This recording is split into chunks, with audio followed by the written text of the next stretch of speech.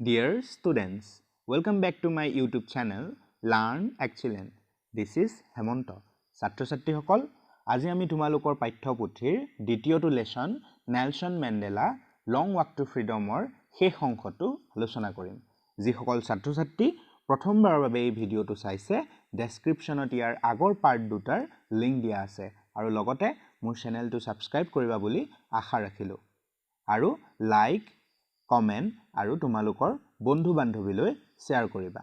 Dear students, now we are going to discuss the remaining portions of the course Nelson Mandela Long Walk to Freedom. Please go through the text. The policy of apartheid created a deep and lasting wound in my country and my people. All of us will spend many years, if not generations, recovering from that profound hurt.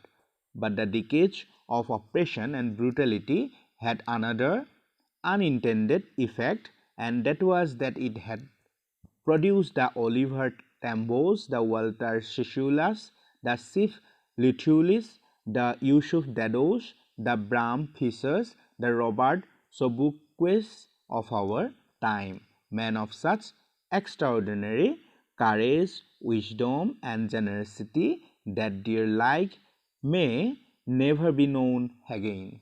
Perhaps it requires such depths of oppression to create such heights of character. My country is rich in the minerals and gems that lie beneath its soil, but I have always known that its greatest value is its people, finer and truer than the purest diamonds. Here, Nelson Mandela reflects that the apartheid system created deep and everlasting impact on the people. Apartheid system toye South Africar মানুহবোৰৰ অন্তৰত বৰ বেয়াকৈ প্ৰভাৱ পেলাইছিল. He mentions that these hard time had its negative impacts, but it also exposed a lot of strong and courageous men who stood up and raised their voice. তেওঁ প্ৰকাশ কৰিছে যে সেই বেয়া সময়বোৰৰ কিছুমান ঋণাত্মক প্ৰভাৱৰ লগতে কিছুমান ধনাত্মক দিশৰো অৱতৰিত হৈছিল। ইয়াৰ জৰিয়তে বহু সংখ্যক সবল আৰু সাহসী ব্যক্তিৰ আবিৰ্ভাৱ হ'ল আৰু তেওঁলোকৰ বলিষ্ঠ পদক্ষেপেৰে তেওঁলোকৰ ক্ষোভ প্ৰকাশ কৰিবলৈ থিয় দিছিলহি। At last, he expressed that South Africa is rich in minerals and gems, but its greatest strength lies in its people. অৰ্থাৎ তেওঁ প্ৰকাশ কৰিছে যে যদিও সাউথ আফ্ৰিকা খনিজ সম্পদ আৰু মণি মুকুতাত চহকী, কিন্তু ইয়াৰ এক বৃহৎ পৰিমাণৰ শক্তি অন্তৰ্নিহিত হৈ আছে ইয়াৰ মানুহখিনিৰ মাজত। It is from these comrades in the struggles that I learned the meaning of courage. Time and again I have seen men and women risk and give their lives for an idea.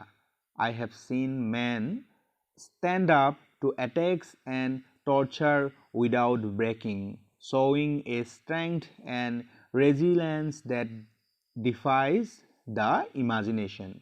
I learned that courage was not the absence of fear, but the triumph over it.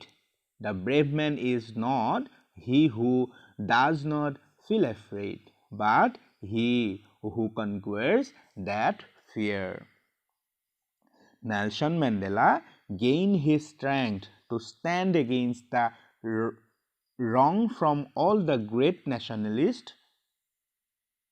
অৰ্থাৎ Nelson মেণ্ডেলাই অসত্যৰ বিৰুদ্ধে থিয় দিবলৈ আগত উল্লেখ কৰা ব্যক্তি অৰ্থাৎ জাতীয়তাবাদীসকলৰ পৰাই সাহস পাইছিল। He learned that courage did not mean the absence of fear, but the ability to overcome fear. তেওঁৰ মতে সাহস হৈছে ভয়ৰ অনুপস্থিতিত কেতিয়াও কৰা নহয়। সাহস তেতিয়াহে কৰা হয় যেতিয়া ভয় থাকে। অৰ্থাৎ সাহস হৈছে ভয়ক অতিক্ৰম কৰাৰ সামৰ্থ্যতা. The man who overcomes his fear is called brave. No one is born hating another person because of the color of his skin or his background or his religion. People must learn to hate, and if they can learn to hate, they can be taught to love, for love comes more naturally to the human heart than its opposite. Even in the grimmest times in prison, when my comrades and I were pushed to our limits, I would see a glimmer of humanity in one of the guards, perhaps just for a second, but it was enough to reassure me and keep me going. Man's goodness is a flame that can be hidden but never extinguished. Here he mentions that everyone are taught by its society to hate humans because of their skin color, age, gender and religion. তেওঁ প্ৰকাশ কৰিছে যে প্ৰত্যেকজন ব্যক্তিয়ে সমাজৰ পৰাই তেওঁলোকৰ জাতি ধৰ্ম বৰ্ণ ভিত্তিত ইজনে সিজনক বেয়া পাবলৈ শিকে. No one is inborn with hatred. অৰ্থাৎ জন্মতে কাৰোবাক বেয়া পাবলৈ শিকি নাহে. কাৰোবাক হেট কৰাটো ইনবৰ্ন কেতিয়াও নহয়. The author's idea is that if people can be taught hatred, they can also be taught love and brotherhood. তেওঁৰ মতে যদি মানুহক কাৰোবাক বেয়া পাবলৈ শিকাব পাৰি, তেন্তে তেওঁলোকে ভাল পোৱা আৰু ভাতৃত্ববোধৰো শিক্ষা দিব পাৰি.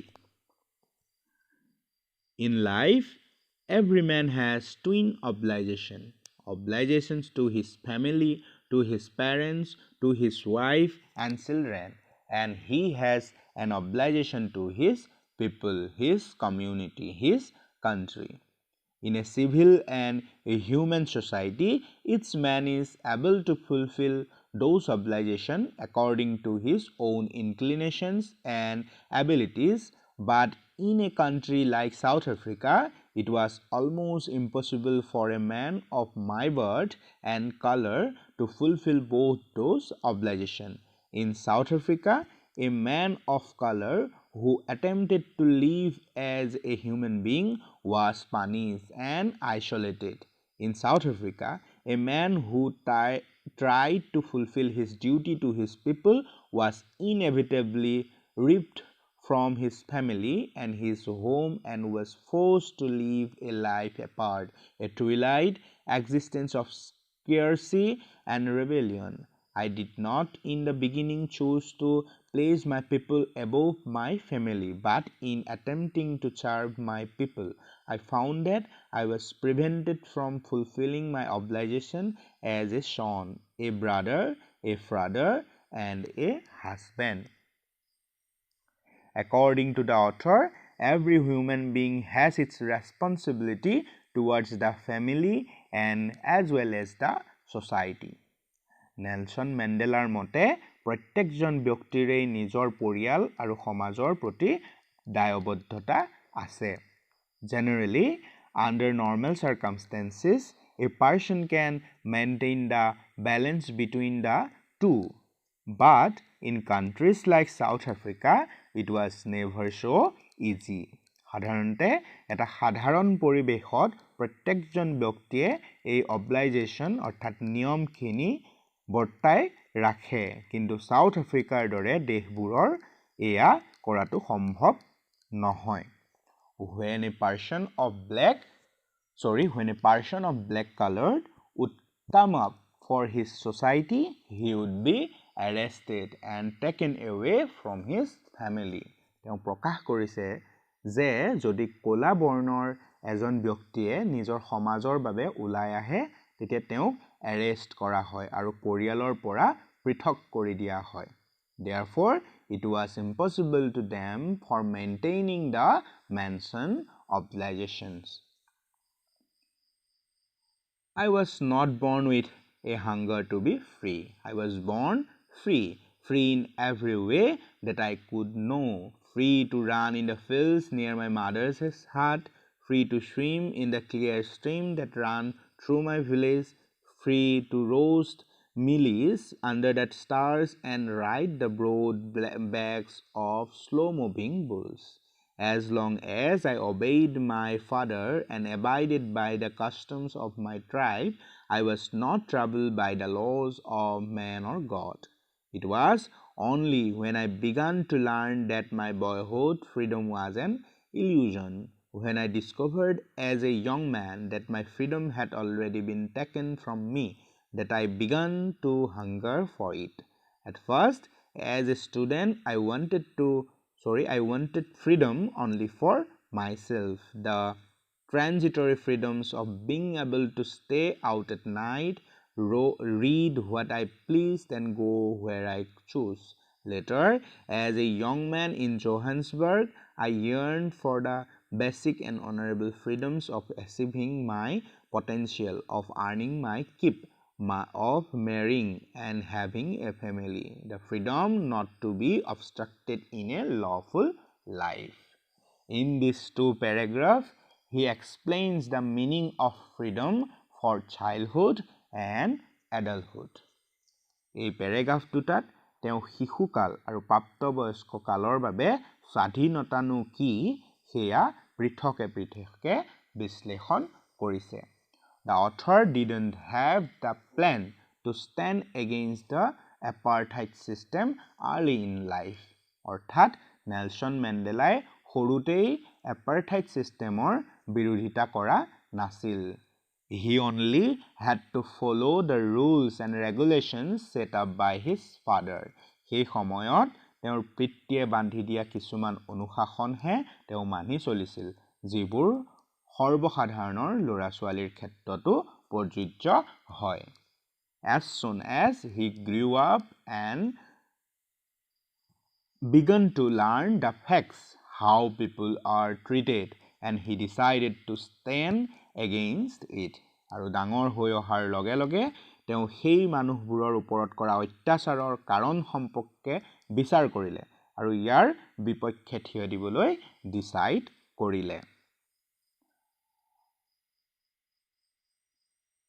But then I slowly saw that not only was I not free, but my brothers and sisters were not free. I saw that it was not just my freedom that was curtailed, but the freedom of everyone who looked like I did. That is when I joined the African National Congress, and that is when the hunger for my own freedom became the greater hunger for the freedom of my people. It was this desire for the freedom of my people to live their lives with dignity and self-respect that animated my life, that transformed a frightened young man into a bold one, that drove a law-abiding attorney to become a criminal, that turned a family-loving husband into a man without a home, that forced a life-loving man to live like a monk. I am no more virtuous or self-sacrificing than the next man, but I found that I could not even enjoy the poor and limited freedoms I was allowed when I knew my people were not free. Freedom is indivisible.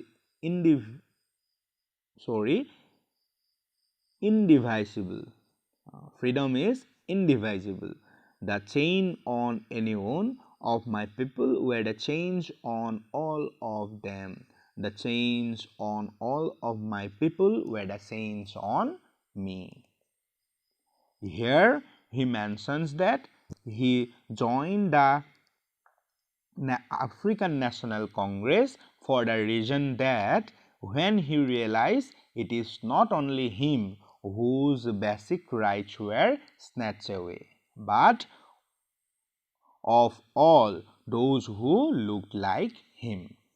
Nelson মেণ্ডেলাই প্ৰকাশ কৰিছে যে তেওঁ African national কংগ্ৰেছত এই কাৰণেই join কৰিলে যেতিয়া তেওঁ গভীৰভাৱে বুজি পালে যে এয়া কেৱল তেওঁৰ সাধাৰণ অধিকাৰবোৰ কাঢ়ি লোৱা নাই, তেওঁৰ দৰে আন বহুতৰো তেনেকুৱা চিটুৱেশ্যনেই হৈছিল. He had this fire inside him to free these people from the injustice. অৰ্থাৎ মানুহবোৰক অন্যায়ৰ পৰা মুক্ত কৰিবলৈ তেওঁৰ অন্তৰত একুৰা ক্ষোভৰ জুই জ্বলি উঠিছিল. According to him, freedom can't be divided. Snatching it away from someone was equivalent to taking it away from everyone. অৰ্থাৎ তেওঁৰ মতে স্বাধীনতা কোনো কাৰণতেই বিভক্ত অৰ্থাৎ পৃথক হ'ব নোৱাৰে. কাৰোবাৰ স্বাধীনতা ম্লান হোৱাটো প্ৰত্যেকৰে স্বাধীনতা নাইকিয়া হোৱাটোকেই সূচায়. I knew that the oppressor must be liberated just as surely as the oppressed. A man who takes away another man's freedoms is a prisoner of hatred. He is locked behind the bars of prejudice and narrow-mindedness. I am not truly free if I am taking away someone else's freedom, just as surely as I am not free when my freedom is taken from me. The oppressed and the oppressor alike are robbed of their humanity. In the last paragraph, he mentions that the need to free the oppressor is as high as that of the oppressed. শেষৰ পেৰাগ্ৰাফটোত তেওঁ এইটোৱে কৈছে যে শোষণকাৰীসকলৰ লগে লগে শোষকসকলকো মুক্ত কৰাটো অত্যন্ত প্ৰয়োজনীয়. He also mentions that he is not free if he taken away someone's freedom. He is the prisoner of hatred.